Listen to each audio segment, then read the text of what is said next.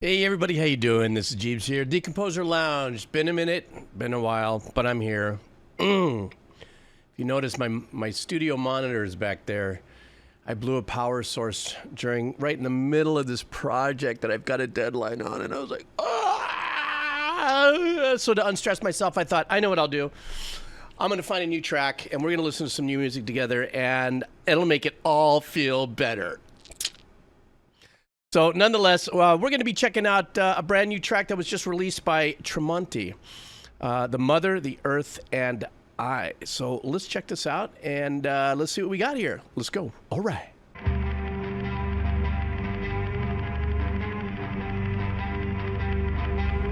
God, I love those bends.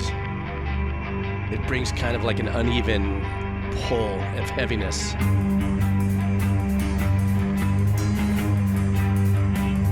Nice cymbal.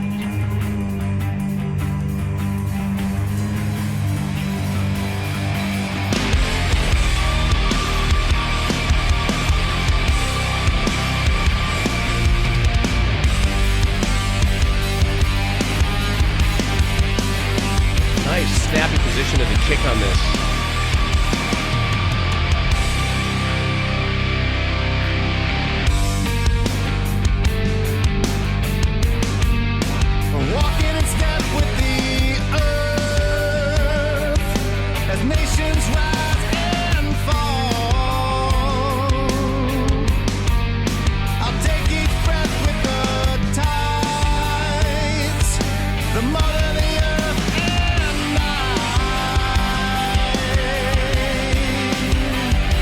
The guitar tones are insane. I love that.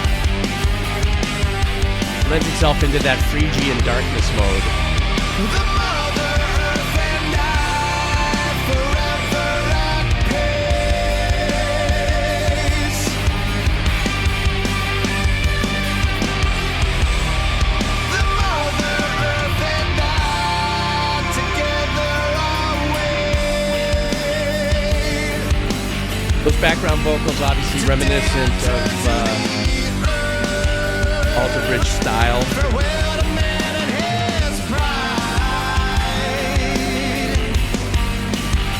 God, that bass is grinding.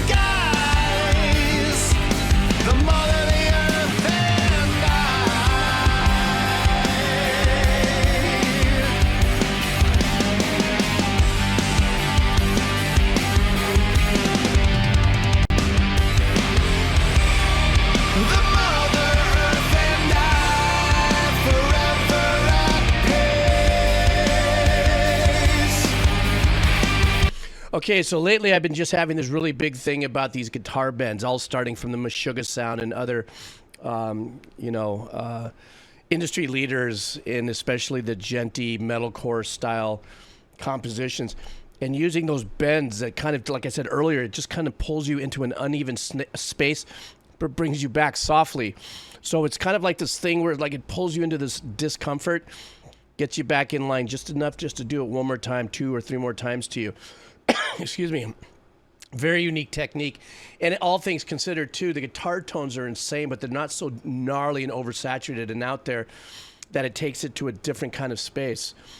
Something else I want to mention before we get right back into it, what's unique about this is where the vocals are placed in the mix on this. So he sounds fantastic. I've always known he's had a great voice when I've heard him sing with Alter Bridge, and I've heard other of his works as well. But his voice sounds fantastic on this, but it is kind of pulled back in the mix a little bit. So I don't know if that was that thing where like his guitar riff and guitar playing in the decision of engineering was like, let's lean into this a little more and let's push me back into the pocket. But either way, the vocals sound insane. I love it.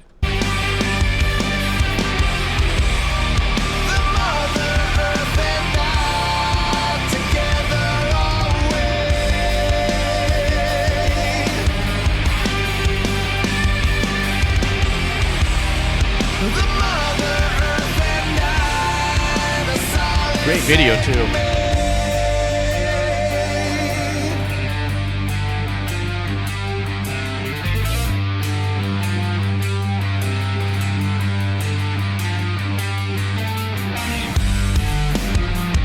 Great engineering on the guitar as well. This is not doubled. At least it doesn't seem to be.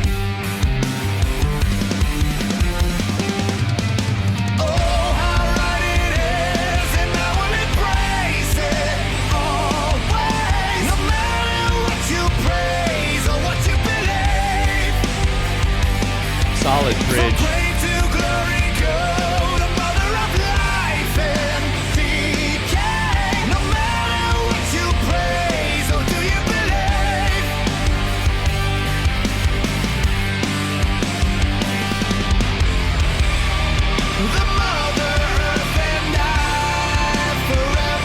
There's that menacing note in the back that's like, with the guitar or something, it's badass.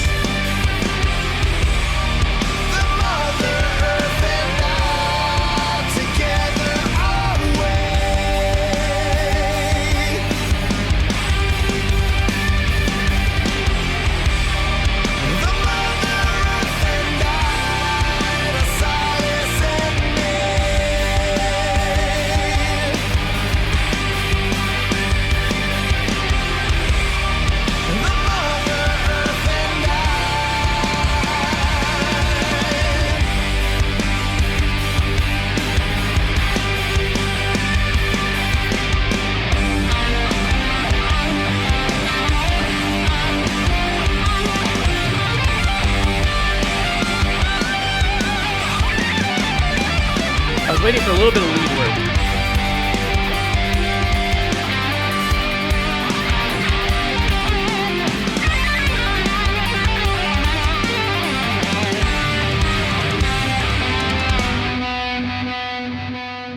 Pop us off into that major third out of nowhere. Let me stack that over there. Oh, big eyes over there.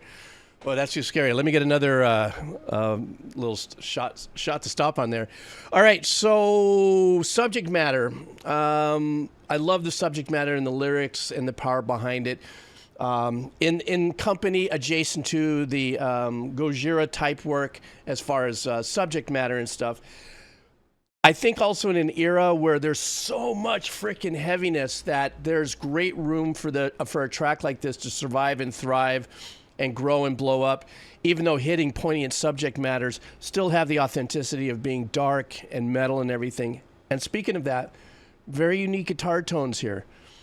And, you know, once again, not the overdriven, oversaturated, you know, charged up tones as you might hear. As a few years that I've been doing this, I've learned more and more that turning everything to 11, isn't necessarily what makes metal as much as it does the attitude. Of course, you have to have some kind of a fried, distorted kind of vibe to it in its approach.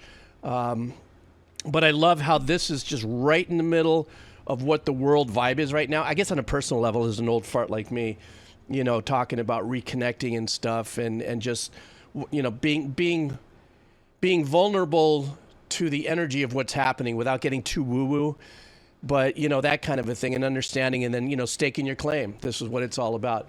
The track itself obviously does pull for me a little bit of some of the other projects he's been involved in.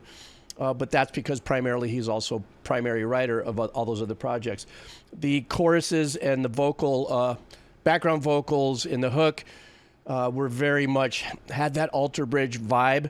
I don't even know if it's fair for me to say Alter Bridge vibe if it wasn't all in Tremonti that was actually influencing that aspect of it as well. There's that other artist that just released, forgive me, I can't forget his name, remember his name, that just was the guitar player for Stone Temple Pilots, just released something, and then you hear in background vocals and other things, there's callbacks to the original sound and style of Stone Temple. But that being said, I loved his voice. I knew he definitely has a powerful voice. I think one of the magic things about Tremonti and the Alter Bridge, you know, band project is that sometimes it takes these amazing blends of voices to make it stand out even further, kind of like the Van Halen sound and Michael on the bass with his high voice or vice versa. There's always these unique blends. And but that last little note, though, he landed on, that was almost like a moment of hope in a weird way. That major third that pulled us out of this more darker Phrygian kind of vibe or choice of chords that kind of puts you in that kind of schwarmy kind of, getting around there. So I love the track. I'm going to actually listen to this again when I'm done with this or while I'm mixing this video and throwing it up there. I hope you guys are doing well. Remember, count the wins. Life can suck at times.